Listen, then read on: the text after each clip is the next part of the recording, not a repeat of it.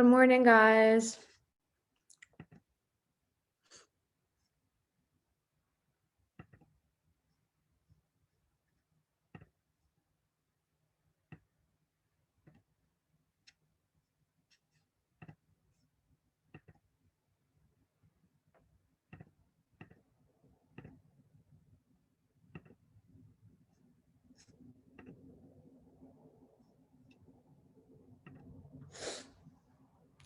Good morning, everybody. So today we're going to do like one last session on essay tips. And then I'm going to try to leave like a few minutes at the end for you guys to ask me any last minute questions because I know the test is tomorrow. And I'm just going to start in like 2-3 minutes. I'm still waiting for like more people to join.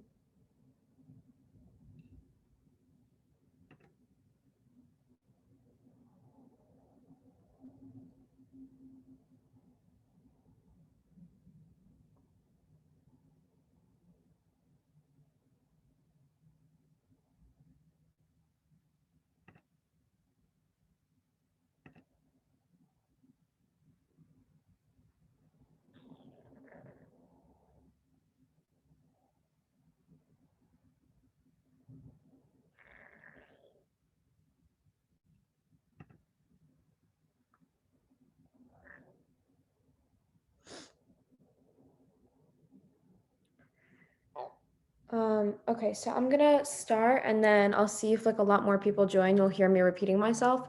So good morning, guys. Again, it's nice to see many of the same familiar names as I saw last week when I did like the Hunter Extra Help.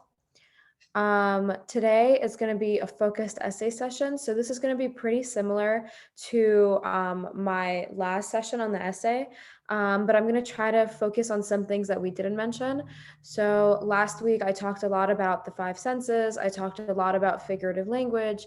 I showed you guys examples of similes and metaphors and how to incorporate that into your writing and different devices as well, like personification. And alliteration, onomatopoeia. We went over transition words. So all of that is super, super important. Today, I want to also discuss the rubric, so the grading rubric of how are they grading you on. I want to touch on old prompts, and I also want to touch on basic essay structure. And then if we have time, I'll repeat some of the things about literary devices.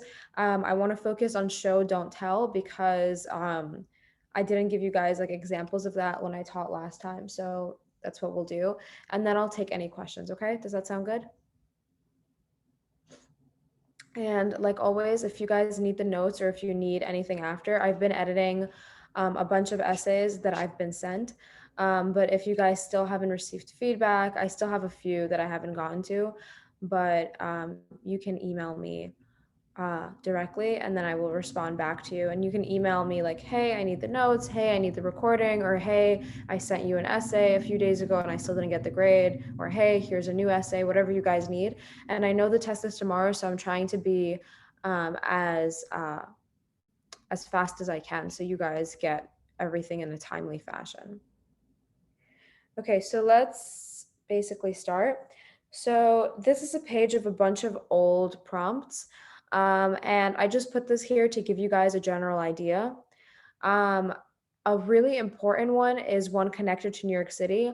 Only students from New York City are allowed to apply to Hunter. So in my experience, they care or they commonly ask about the New York City prompt. So make sure that you have written at least one or two or multiple practice essays regarding New York City, and you have good examples of sensory details or similes and metaphors, figurative language that you can use when talking about New York City. Make sure that you have a meaningful story in mind.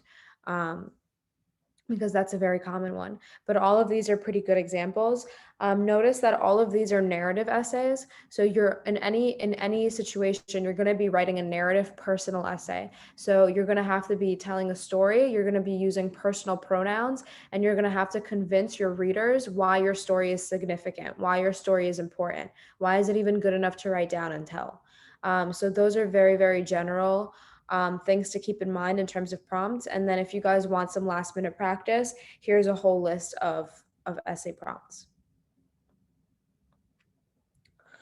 Okay, so this is what the grading looks like. So some of you will see that when I send back your essay edited, I focus on this grading rubric. And this is how we do it. So there's 10 points in total that you can receive. And the first point comes from just answering the prompt. So you'll get the prompt is only worth 1 point. So you'll get 1 point for answering the question and addressing the prompt as clearly as possible. So this is kind of like the most lenient part of the rubric. I take off points the least on prompt because as long as like the question is family, you write something about family, or the question is New York City and you write something about New York City, you're going to get full credit here.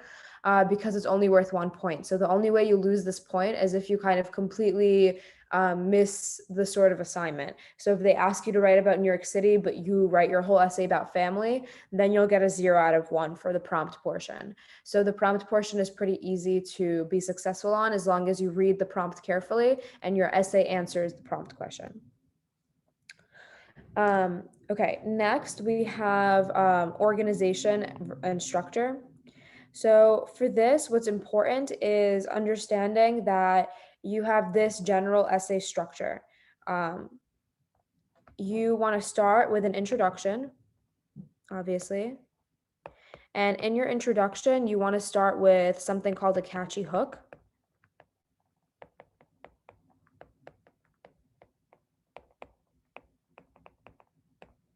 And when we mean a hook, it basically is some catchy phrase where you're introducing the reader. So I have a few suggestions of if a lot of students sometimes are like, I'm really stuck, I never know how to start. So I have a few suggestions. So one thing that you can do is you can use a literary device.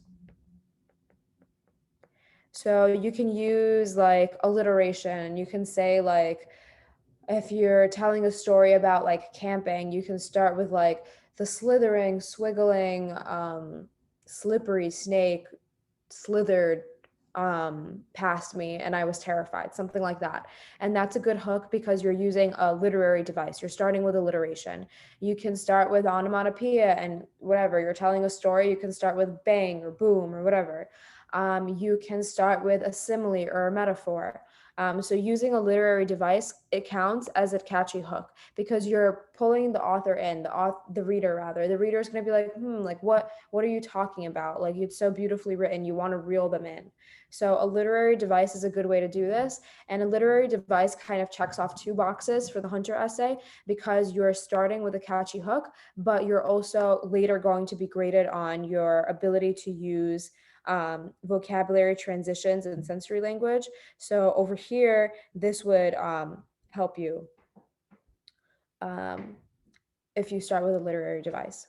Another thing that you can do is you can open up with a quote. So if you have like a nice quote memorized or a really general quote that's applicable to many different essay prompts, or your favorite quote and it's relevant, especially something about New York City, you can even open with like a song lyric, New York State of Mind, for example, anything like that.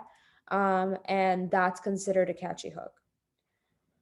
And then the last thing that you can do, not the last thing, there's many ways to do a hook correctly, but some just tips if you're stuck on test day, is you can also use descriptive language. So you can write a really, really, really detailed first sentence.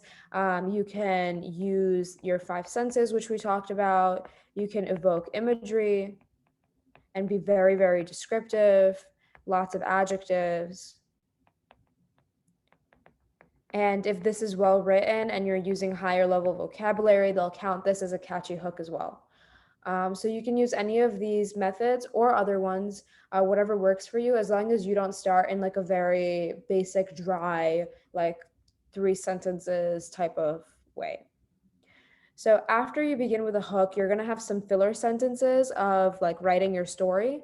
And then those are not so important, but the most important thing is that your introduction ends with a thesis statement. And it can either be a thesis statement or the main idea of your essay, whatever you want to call it. So let's say that I'm writing an essay about New York City. I can say New York City has, growing up in New York City has shaped my personality and my values because, and then I make a list of 3 things. So let me give you guys an example. So growing up in New York City has helped shape my core values because and now you're going to give 3 supporting details to prove. So prove to me that the story you're going to tell me, or prove to me that whatever your whole point is that New York City is important to you. Why is it important to you? At least 3 reasons, or 2 reasons, at least 2 to 3 reasons, depending on if you run out of time when you write the essay. So we can say something like, because I learned about diversity,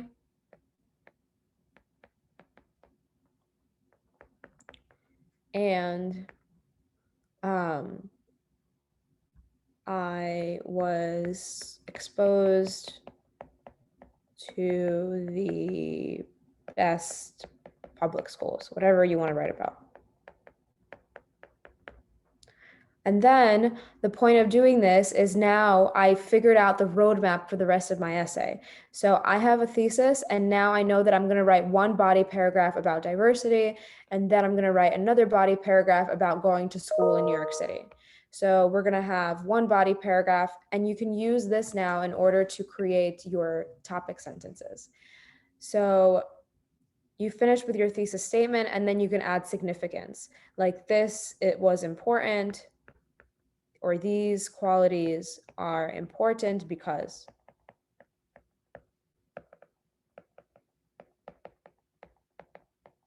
And the point of doing this is you're proving to your reader that your essay is important. Like, why are they reading this? Why is diversity and best public schools related to New York City? And why do you even want these qualities? Who cares if you got that from living in New York City? So make them care. So write that this is important because I can now apply these qualities in my everyday life. I can now be a more compassionate and well-rounded person, whatever it is. So write what impact your story had on teaching you. So this elevates the significance of the essay. And then once you do that, we move into the body paragraphs. So in the body paragraphs, it's really important to open with a topic sentence. So open with a topic sentence. And if you write a good thesis, it's easier than you think, because now I know that I need to write a sentence, a general sentence about diversity in New York City. And then you can write something like, New York City is a melting pot of various cultures and ethnicities, and being exposed to this at a young age helped me learn about different cultures and the values of diversity, something like that. And then after you write your topic sentence, now we want to be really specific. Now we want to tell your story. And now we want to use all of these literary devices that we mentioned before. We want to fill the paragraph with adjectives. We want to fill the paragraph with descriptive language, with literary devices, with showing rather than telling. And we got to fill that whole paragraph with as much of that as we can. Yeah, I see some people have raised hands. Anya, do you want to ask your question? Or just type it in the chat, because I don't see you unmuting. Or Nicole?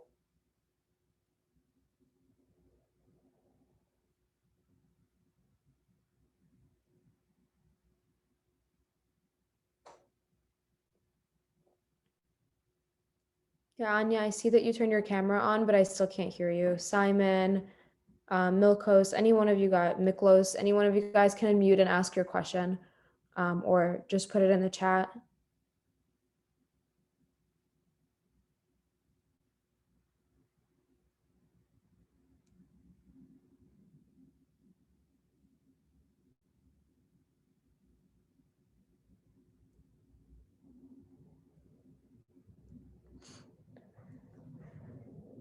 Okay, I'm not hearing a question from any of you guys, but I see that your hand is raised.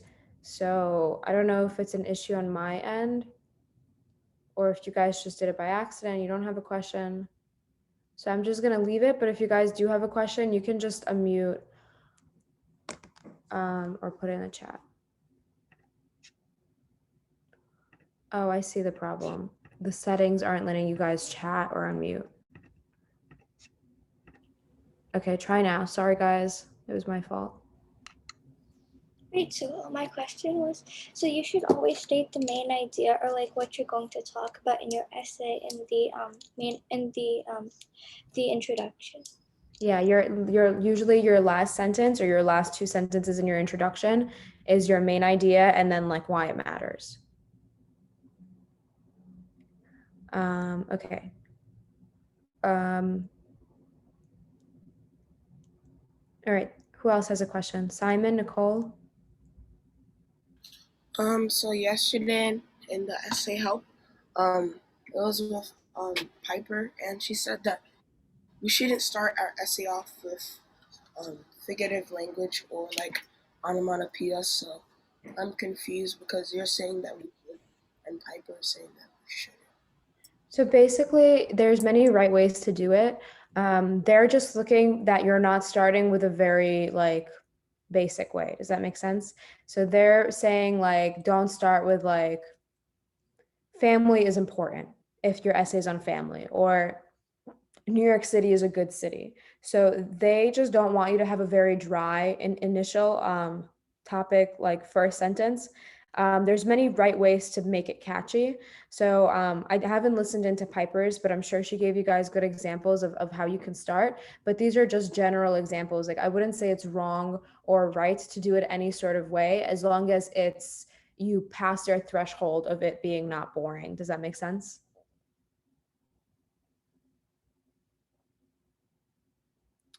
Yeah. And to give you guys some examples of using literary devices as a hook, it's like stuff that I talked about earlier, right? So you can start with onomatopoeia like boom or bang, or you can start with personification or alliteration. You can say something like the slithering, slippery snake slid by me if you're telling a story about camping. For example, you can use personification. If you're writing a story about New York City, you can personify New York City and open that like that. Um, yeah. Okay, Nicole, what's your question? Like if you're writing your essay in like a story form, do you have to like include a topic sentence for every body paragraph? Yeah, so I think that's the difficulty sometimes that students have. Um, if you can give some semblance, so a topic sentence can also be like a progression in time in your story, because even when you're telling a story, each body paragraph should be kind of like, should have a separate topic. Does that make sense? Like there's a reason you started a new paragraph. So even if you're telling a story, I would include a topic sentence, because if you look at the rubric, there's a whole portion like of the rubric, you get 3 points just for organization. So if you don't include a topic sentence, they might dock points with the idea that, like, they specifically say that it's clearly stated in the topic sentence of each paragraph. So even if you're telling a story, please include some form of like first, if I'm telling a story, you can start, your topic sentence can be like first, and then like a really general idea of the part of the story that you're going to tell about. Does that make sense? So they're grading you specifically for structure of your essay. So that's why I'm trying to enforce this general structure so much, because it's part of the rubric. So you can take this essay in like a lot of different directions, but structure wise, it's kind of rigid. So yes, I would say you would still have to include a topic sentence. And even if you're telling a story, your thesis can be like, why is your story significant? And then you can have a topic sentence that has to do with that. You could say something like, um, my, I'm going like, I realize the importance of New York City um, by from this one specific experience, and this specific experience taught me A, B, and C. And then each body paragraph can be like, well, this taught me A, and then you tell the part of the story that taught you A. And then the next body paragraph, and this taught me B, and here's the continuation of the story that taught me B. Does that make sense? So even if you're telling a story, that's a way to like get around that and still have like a thesis and follow the structure that they want. Okay, thank you. Okay, Simon, what's your question?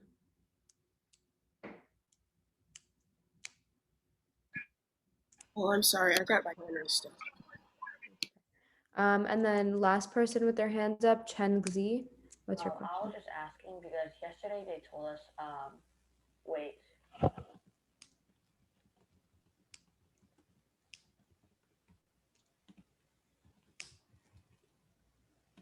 That's okay. You can put it in the chat, but I could hear you when you started speaking. So they told us not to use onomatopoeia. yeah, somebody just mentioned that. So I said there's many right or wrong. There's many right ways to start. So I personally think that it's okay. I don't think they would take points away.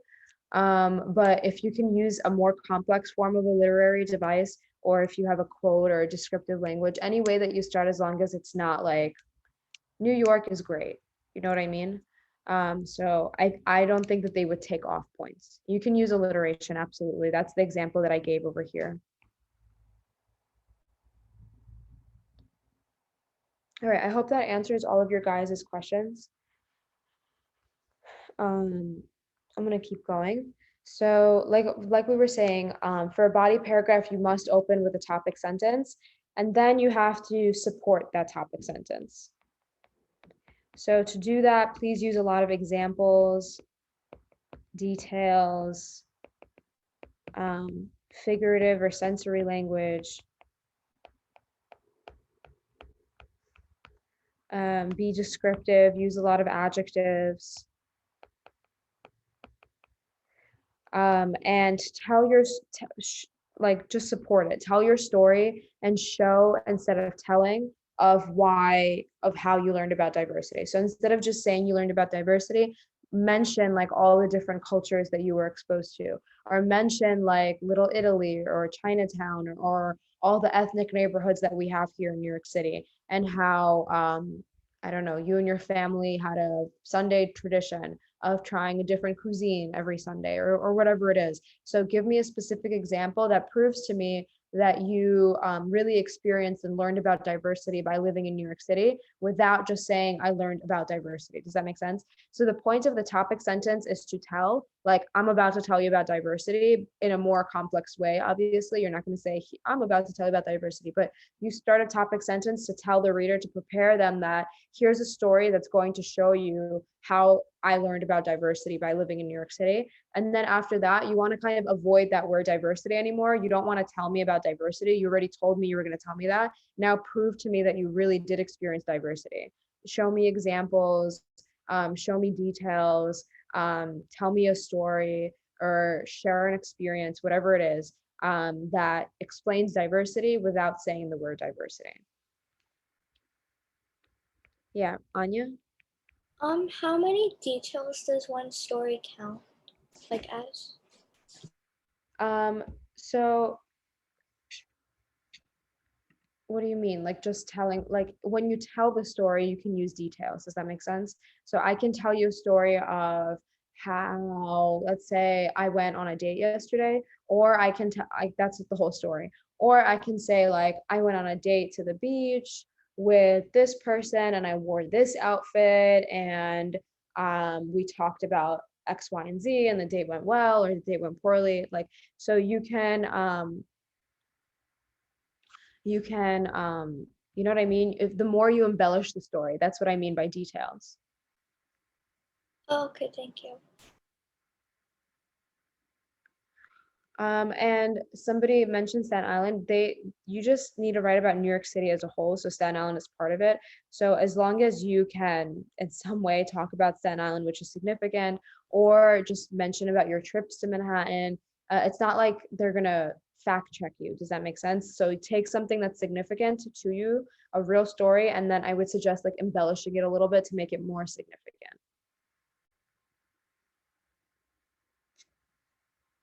Yeah, you could talk about the ferry. That's a good idea.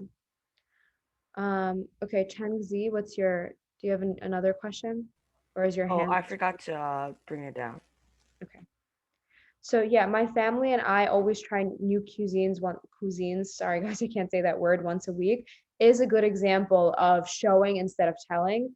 about diversity, right? Because different cuisines, but I would be even more specific. So list examples of the types of food that you've tried. And then in the next sentence, be really, really descriptive. So you can say like the spice of the Indian curry or the sweetness of the Russian blini or whatever other ethnic food that you guys know. Be very descriptive of how it tastes, how it smells, how it looks. So in this case, you're showing rather than telling, and you're using some other devices. Does that make sense? And food is always really great if you guys can like integrate food, because you can describe food in a lot of different ways. You can describe like how something smells, how something tastes, how something looks when it's food, how like even the texture of it. A lot of different things are harder. Like usually you can just describe what something looks like. But food is good because you can use like almost all five senses. Okay, so you're going to do this for every body paragraph. So here I'll just write ×2.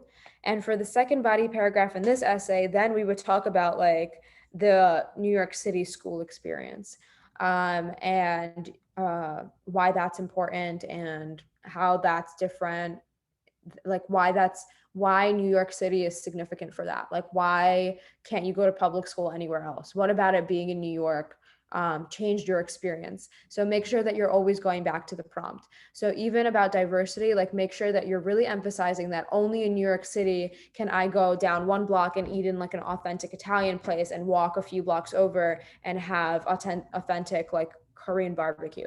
Like that's a very New York City experience. So make sure that you always tie it back to the prompt and emphasize how that it's not just diversity. It's you wouldn't be exposed to this level of diversity if you weren't from New York City. Does that make sense?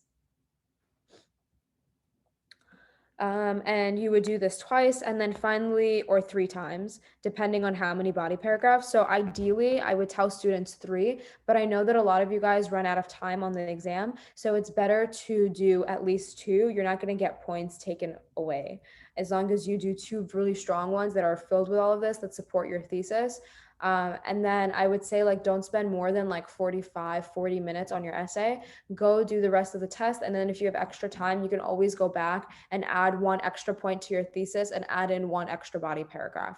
Because this is such a rigid structure, it's not difficult to add on to it. Does that make sense? But I just want to make sure that you guys finish your test. So if you've been timing yourself and you're always good with writing 3 body paragraphs, go ahead and do that. But if you're timing yourself and you find that you commonly run out of time, it's more important to finish the test, and you can only include 2 body paragraphs, if that makes sense. And then finally, you're going to end with the conclusion. And in the conclusion, I would say you have to restate your thesis and remind everybody why we should care. So remind everybody the significance.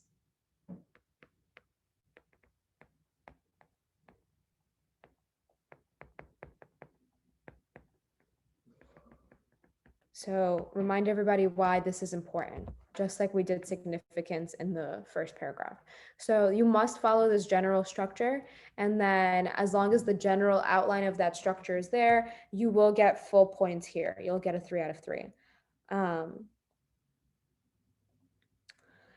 And then use of advanced vocabulary and transitions.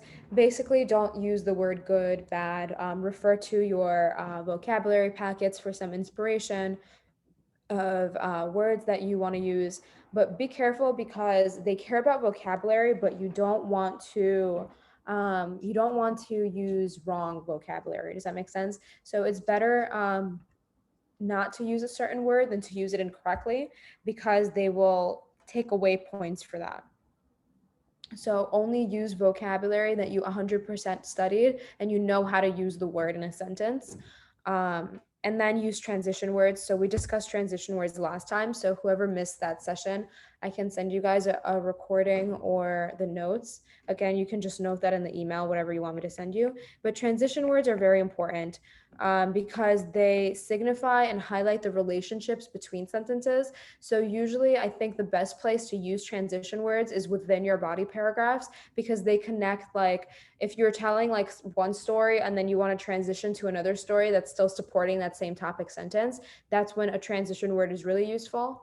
Or if you're saying one thing and then you want to show contrast or you want to give examples, transition words are useful. So I know that some students like tend to overdo it a little bit. You don't need to feel like every single sentence needs to start with a transition word, because then you're oversaturating your essay and they become worthless. So you don't just want to put in a transition word just to like put in a transition word. It has to make sense. So you're not just going to say, for example, when there's no example. You're not going to say moreover with every single sentence.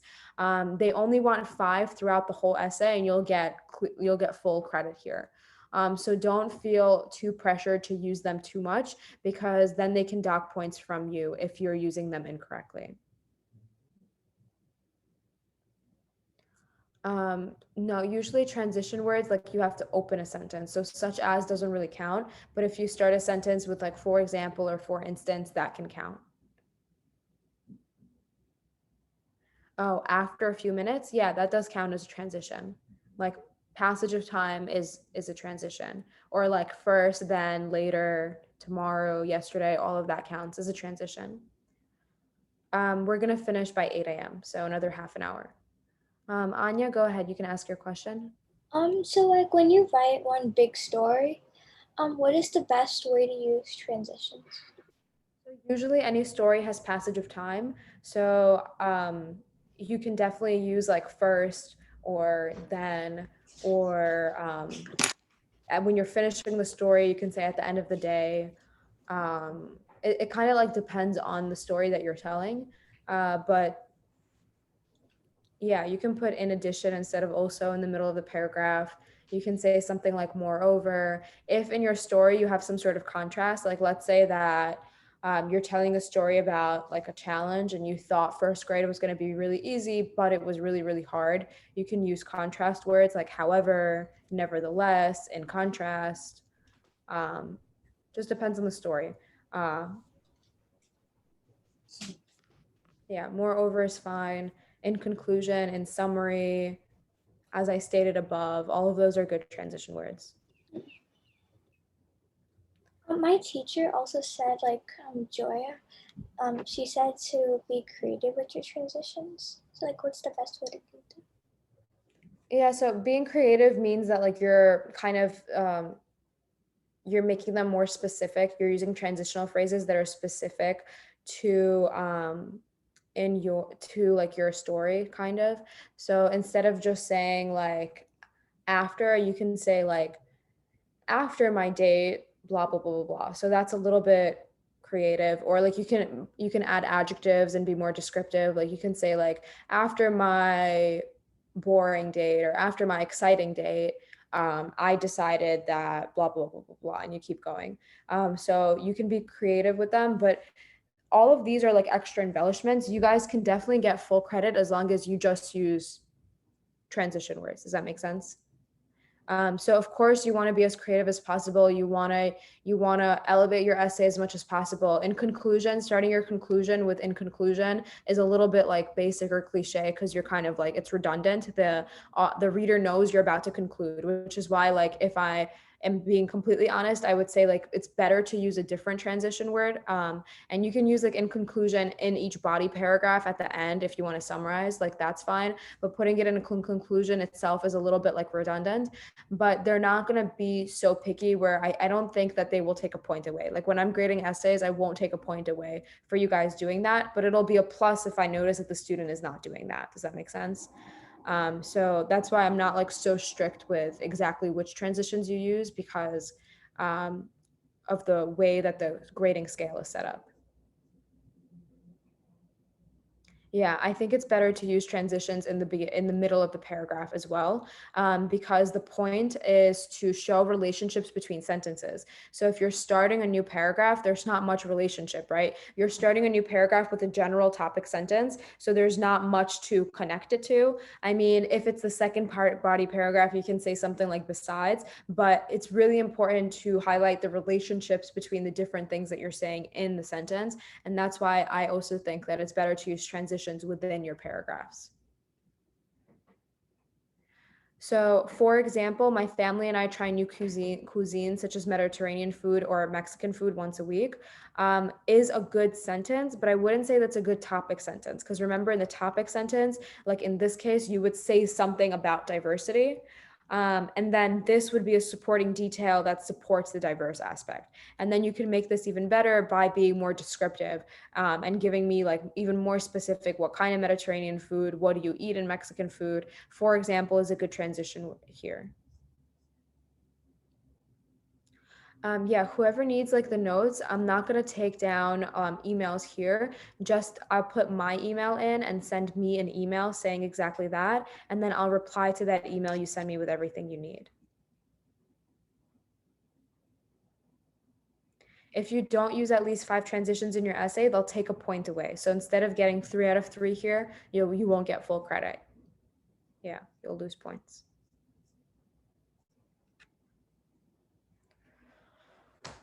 Okay, guys, really great questions. The last thing they grade you on is grammar, spelling, and punctuation.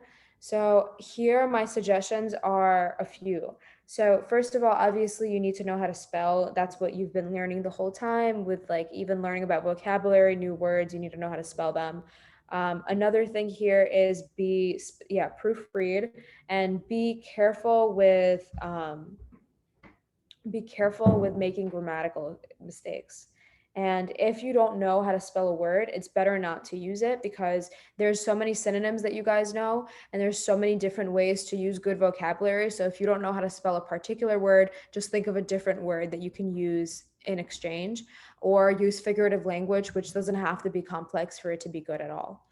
The other thing that I would say a lot of students have issues with is sentence structures like semicolons or commas and everything like that. So you want to avoid, so one thing I'll say is you want to vary your sentence structure as best as you can. So vary sentence structure.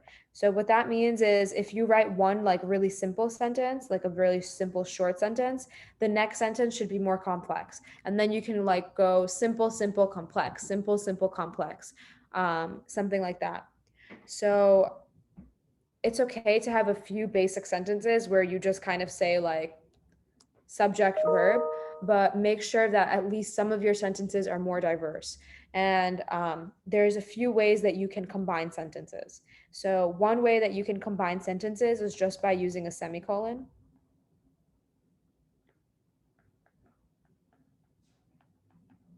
So if I use that same example that we were talking about before, we can say one example of the diversity in New York City is the many various ethnic cuisines available. And then you can put a semicolon and you can say,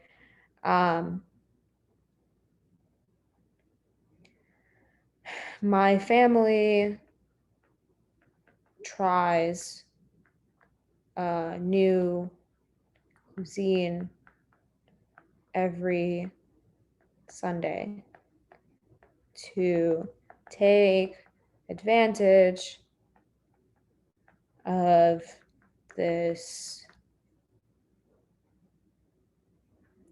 some like cultural variability, whatever you want to say, right? So I'm just making this up right now and I don't know what the story is about or anything like that. So this is just to show you guys how to use a semicolon. So normally if you want to write this as a basic sentence, you could put a period here and a capital letter. So anytime that you can put a period and a capital letter, you could also just put a semicolon. Does that make sense? So this is a semicolon, and semicolon is for two complete different sentences that you just want to combine. So that's one way that you can combine. Another way that you can combine is using dependent clauses. So in that case, you would write a dependent clause followed by an independent clause. So a dependent clause is something that can't stand by itself. So that's something like when I come home from school, I always take a nap. And no, this is a good question. You do not capitalize after the semicolon. I just showed that this is the same thing as putting a period and capitalizing, but when you are using a semicolon, everything is lowercase. The sentence just keeps going. It's not a new sentence. So this is one way. Another way, so instead of saying I come home from school, I take a nap, you can turn this into a dependent clause and make it into like a phrase. When I come home from school, I always take a nap. If you use semicolons, you are adding your score for this part of the prompt: grammar, spelling, and punctuation. That's why. But you don't have to focus on it too much. I would avoid dot, dot, dot in your essay. I'm trying to think of any other ways you can do this. Other things that's important to keep in mind is some students I notice have a parallel structure problem. So I want to mention this. So when you're writing an essay, especially in your thesis statement, anytime that you're writing a list, it has to be parallel. So for example, I love to go swimming, jogging,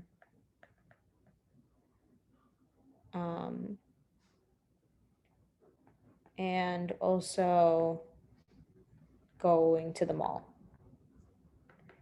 So whenever you're making a list, it has to be parallel. So I love to go swimming. So I have verb, ing, to go jogging, verb, ing, and also going to the mall. So this and also going to the mall messes up the structure of like go participle ing, go Jaren. So you always want to follow the pattern that you establish for yourself.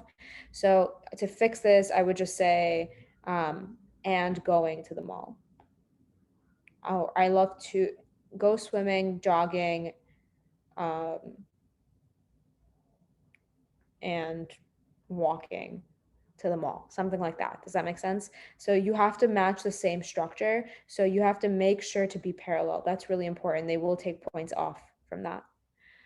It's absolutely okay to use 2 or 3 adjectives in a sentence. Another common mistake that students make is they tense shift. So my advice to you guys is to pick one tense, like right now, before you even read the prompt or know what they're asking you. If you're telling a story in the past, just stick to past tense. If you want to tell a story as if it's unfolding or happening, stick to present tense. But whatever you pick, whatever you use for the very first verb that you include in your essay, you have to stick to it. So you can't start telling a story in past tense and have verbs that end in ed and then end up in present tense and then go back to future tense and then go back, like tense shifting, they will take a point away as well. So make sure that you're consistent. Pick an adjective, pick a tense now and then stick to it. Okay. And then somebody also asked me like how you use colons. So to use a colon is usually I use it like when I'm gonna give an example or when the sentence is like ending in something. So let me think of an example for you guys.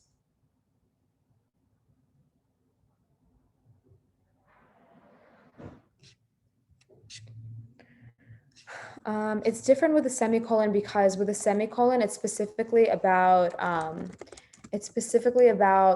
the grammar portion of it, and you want to start with 2 completely different sentences, like 2 completely different, 2 completely individual sentences that can stand by themselves, and you're just grammatically combining them. But when you're using a colon, the phrase before or after the colon doesn't have to be able to stand by itself. So it could still be a phrase. So that's the difference. And a good example is when you're giving examples, like when you're listing. Yeah. So for example, I went to the store to buy 3 things. And then you can put a colon and list those 3 things.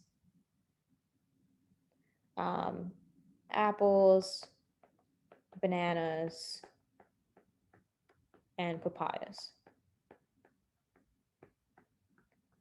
So like usually you use a colon. You don't have to capitalize after a colon.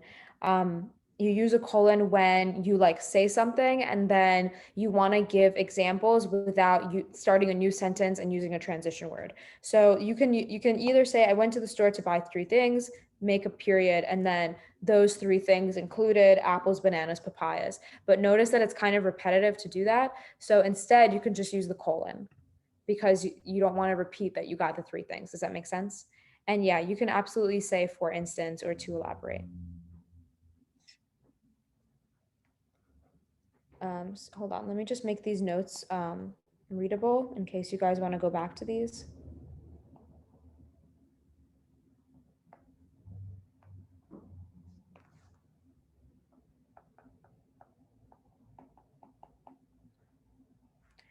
All right. Okay, anybody have any lasting questions on the grading rubric or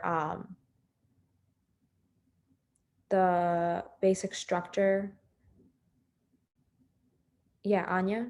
Oh, I see your question. How do you make the meaning deep in the essay?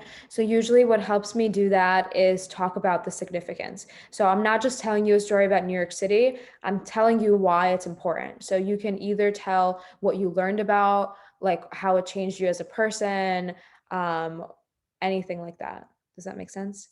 Do we need to have 2 supporting details? Yeah, for every topic sentence, you need to prove that you need to support that topic sentence.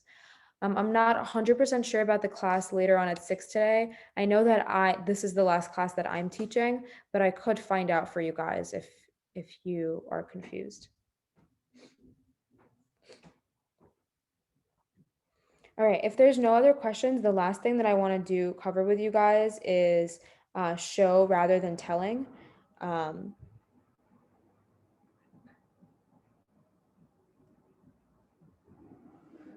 Good, or you guys are confused?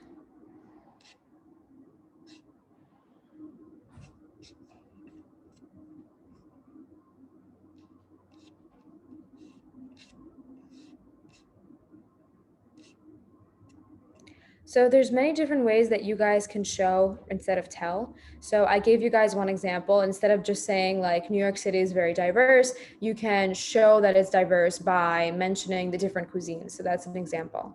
But there's like different ways to show instead of tell. So I just want to give you guys like some examples so you have these fresh in your mind in case you're stuck tomorrow. So the point of show don't tell is in your essay, you're going to have parts where you have to tell. Like in your thesis or in your topic sentence, you're telling us what we need. Does that make sense? So you're telling us kind of, you're being very blunt and they expect that. But in the crux of your body paragraphs, since you were already blunt, now you have to prove it. So now you have to show that what you originally told is really valid. So that's why we say show don't tell, because you already did tell. Does that make sense? So one tip to show instead of not tell, show instead of telling, is to create a sense of setting.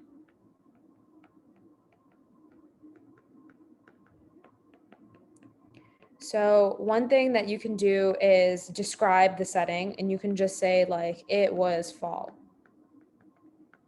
Or you can say, it was fall and getting cold, right? So this is one way of telling us the setting, right? I just told you which which season I was in and that it's getting cold. Instead of doing that, I can show you that it's fall and it's getting cold. So I can describe the leaves. I can say the dry orange kaleidoscope, or I can say the dry orange kaleidoscope of colors or shades. Oh gosh, sorry guys, I closed it.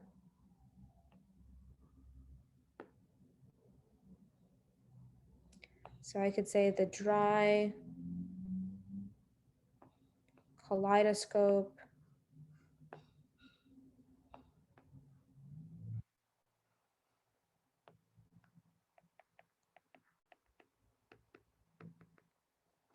made up of shades of orange,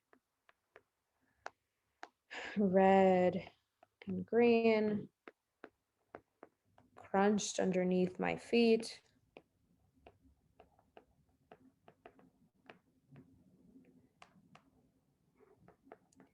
As I pulled the collar up on my coat. So notice what I'm doing. So first of all, I use a metaphor. So instead of talking about leaves specifically, I say the dry kaleidoscope made up of shades of orange, red, and yellow. So first of all, I'm not even mentioning the word fall or green or anything like that. I'm making it clear to the reader by describing does that make sense? Like describing the leaves, and I'm using figurative language here. So I'm getting points for that. But also notice that I don't tell the reader that it's the month of fall or it's the season of fall. And I'm not telling the reader that I was cold. I'm just showing that based on my actions, I'm cold. So if I'm pulling up the collar of my coat, that's kind of telling that I'm cold without saying that I'm cold. Does that make sense? Yes, if you guys have grading issues, I'm trying to work on the grading. Please email me, and if to make my life easier, if you guys can attach the essay instead of just telling me which essay, because the folders, like sometimes I can't find your essay, especially if you labeled it something else when you submitted it. So if you guys can do that, then that would be really great. Whoever didn't get grading back for a certain essay, if you can reattach it or send me a picture if you handwrote it, and then I will try to, by the end of today, get everybody feedback. There's like a lot of essays that are ungraded. I know I was doing it last night. Some of you should have probably received an email pretty late at night, and I sent one early this morning. So I'm trying to get back to as many people as I can. Okay, so this is a really great example, and you can do this in terms of setting. Another example is you can use dialogue to show instead of tell. So for example, you can tell me like, my sister was really mean to me and we had a fight, or you can say a specific quote that your sister said to you that will describe how mean she was. Does that make sense?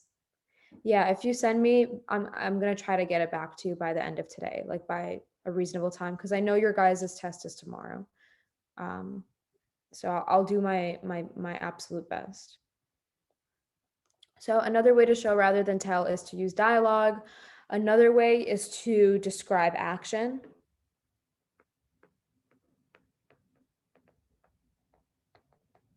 And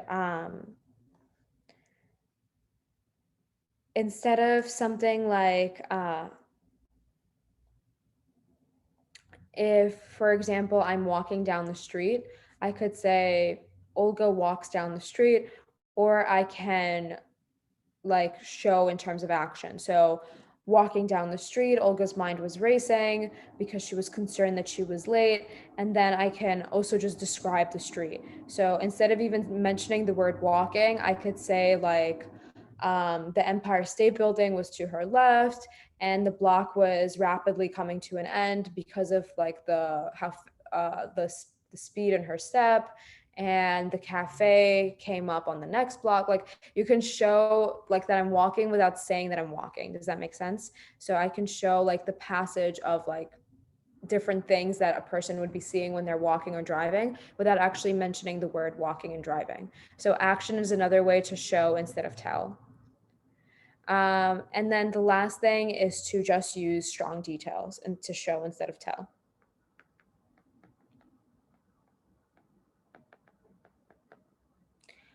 So again, if you're using strong details, instead of just like telling me the cake was delicious, you can be more detailed and say like, what about the cake was delicious?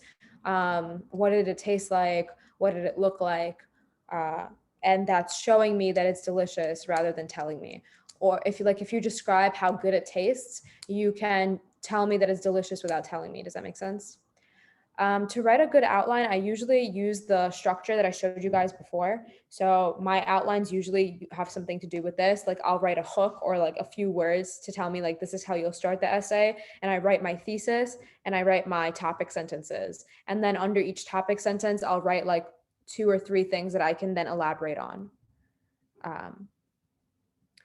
You can talk about another person in the essay, but it still has to be personable. So you still have to write using personal pronouns. Like you can write your whole essay about your sister or your family, but you're still telling the story. So at the end of the day, you still have to connect it about why it's important to you, why you chose to tell the story, and you're still giving personal pronouns. All right, guys, so we have 5 minutes, so you guys can bombard me with as many questions as you want. And I know some of you still have school, so if you're running late and have class at 8 a.m., you're free to go. But I'll try to stay a few extra minutes to answer as many questions as I can. And again, the best way, if you guys need anything from me last minute, is to email me. I'm going to try to be like on my email all day today because I know that your test is tomorrow. So whatever you need in terms of notes or old classes that I ran, or honestly, even if somebody else is not getting back to you, I can probably reach out to like your old tutors if you need anything from them as well.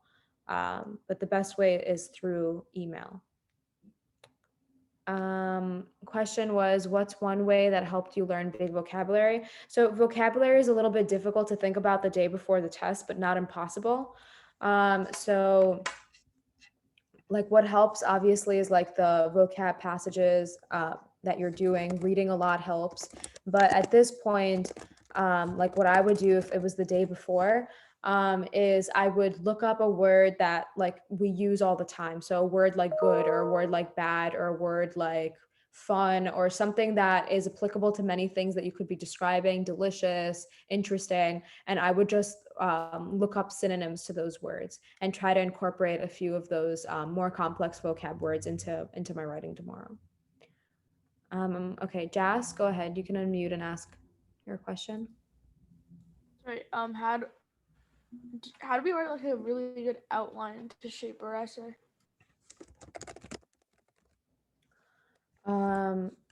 So what I would do is this is what I do, and I personally don't spend too much time on my outline because I'm like anxious to start writing, and I'm like very worried that I'm going to run out of time. So usually what I do is I jot down my hook, or not even like the exact hook, like just an idea for what I could start with. And then most important in your outline is to have a thesis statement, because once you have a thesis statement, you kind of have a roadmap. So I spend the most time of my planning period figuring out my thesis, because as soon as you have thesis, then you really have a roadmap. Because now that I mentioned diversity and best public schools, I know what my body paragraphs are going to be about.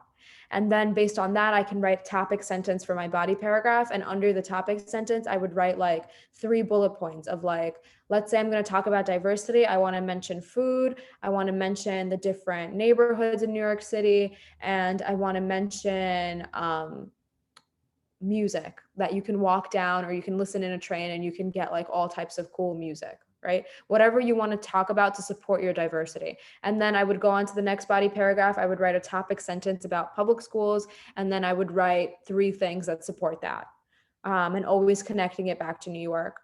And then I wouldn't even plan anything for my conclusion, because I'm just going to restate my thesis. So I wouldn't spend time on that. But there's no like right or wrong way to plan or not to plan. I know that some people they plan longer than they actually write. It's what you've been practicing, what you've been comfortable with this whole time is what I think that you should do on test day. I don't want anybody to drastically change like their whole plan tomorrow. Does that make sense? So take everything that I'm teaching you guys and apply it to the way that you have learned to write yourself. Thank you. Thanks, guys, for your kind words. Any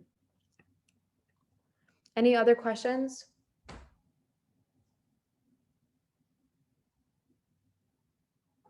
You're welcome. Good luck. Remember to please email me if you need anything.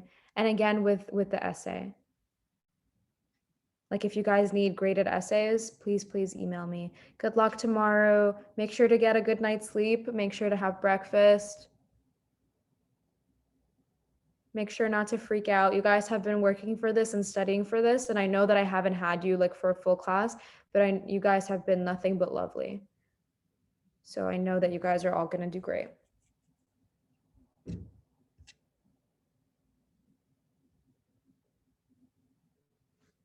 You're welcome. Good luck. So Yeah, like, I go have ahead. another question, but like, so like sometimes for like prompts, like I have like since I have like a good hook, but like sometimes it depends on the prompts, and then like my hook is kind of like lame. So like, what would be one way to like improve your hook for like a simple or like not a simple, but like for a prompt that isn't like that exciting. So just try to use one of the techniques that I listed. So if you have a lot of adjectives, if you put a simile in there or a metaphor, they're not going to take out points for a hook. Does that make sense? And you can include like a simile. It doesn't have to be a complicated prompt for you to. A simile is just a comparison, right? So just compare whatever it is that you're writing to or anything like that. Okay, so like, does it have to be just one sentence, or can it be like 2 or 3? For a hook, usually they count it as like your first sentence. So if you have enough for 2 sentences, you can always like use the semicolon method that we talked about, unless it's something like boom or bang or like a one word like dramatic entrance. Then they'll probably look at the next sentence as well for the hook. But if it's like a full sentence, then technically just the first sentence counts as a hook. So if you have more to say, just use a semicolon. Does that make sense? Oh, okay, thanks. I'm not sure if you guys can eat at the testing place. Based on my experience with testing, I'm gonna guess the answer is no. But this is something that you should look up, and probably in the confirmation email of the test, they'll write it. But in my experience, like probably no. Or you can probably take it, but you probably can't have it until after the test, anyways. All right, guys. Any questions? Any Also, last minute questions? should use like transition into the beginning of the conclusion, like the first, because like for I got feedback. It says like make sure to use transitional phrase in the beginning of the conclusion. Like, should you do that? Yeah, you can. It's not wrong, but in my opinion, it's most important to use transitions within your body paragraphs. But sure, you can absolutely start your conclusion with finally or in summary or ultimately. All of those are good words to sort of signify that your essay is coming to an end.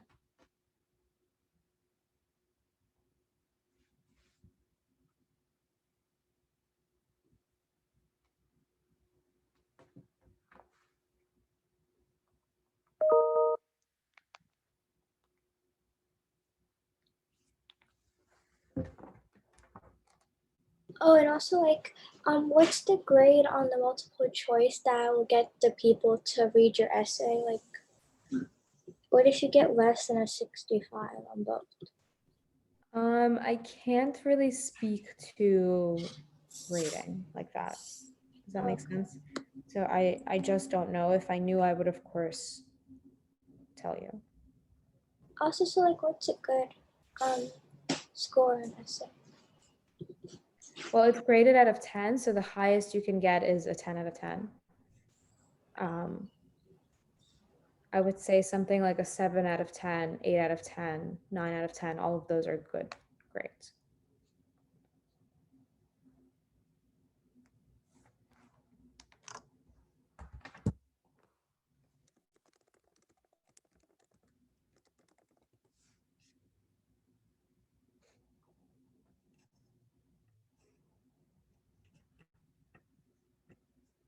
All right, guys, any other questions? I can still stay a little longer, but don't worry about asking me everything. If you think of something later, like I said, you guys can always reach me over email.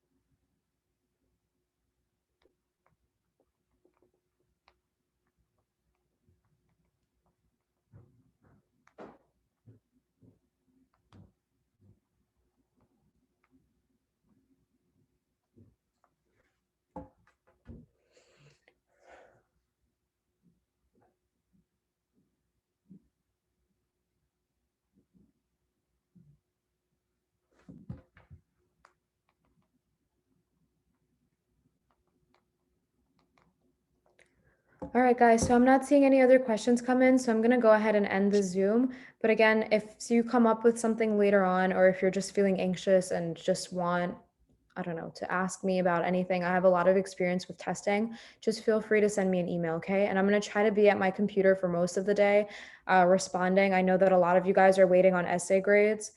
So I'm gonna try to do that as best as I can, okay? And if for some reason you're not getting a response from me, I'm usually pretty responsive. So even if I don't have the essay completed, I'll usually respond and I'll say like received, wait for an email by 5 o'clock or by 6 o'clock. And if you don't get any response from me, email me again because maybe it went to spam or maybe I missed your email because I'm getting like a lot of these because there's a lot of you guys. So don't feel like you're bothering me. Go ahead and spam me because I'm pretty responsive. So if you're not getting a response, it might mean that I just didn't see, okay? Again, good luck tomorrow. You guys are all gonna be fine. And email me after the test. Let me know how it goes. Okay, good luck, guys. Last call for any questions before I end the meeting. Also, so what's the best, like when you took the 100 test, what is the order that you did it, or what was the order that you were most efficient? I think that depends on like your strength and weaknesses personally. So when I took I wrote the essay portion first just because I needed to limit myself. Like if I left it for the end, I would run out of time. So I needed to give myself like 40 minutes, write something down, and then like do the test. And then I did math first only because I like math better and I was faster. So that left me more time for the reading comp. But you don't have to use that method at all. Again, I don't want you to do something new that you've never done before. So the way that you've been taking practice tests is the way that I think is most efficient for you to take it tomorrow. Because you've been practicing for so long in one particular way. Switching it the day of the test might be a little bit too risky unless you're 100% sure that what you're doing is not working for you. And again, there's many different methods to succeed. You don't have to do exactly what I did or what somebody else tells you to do.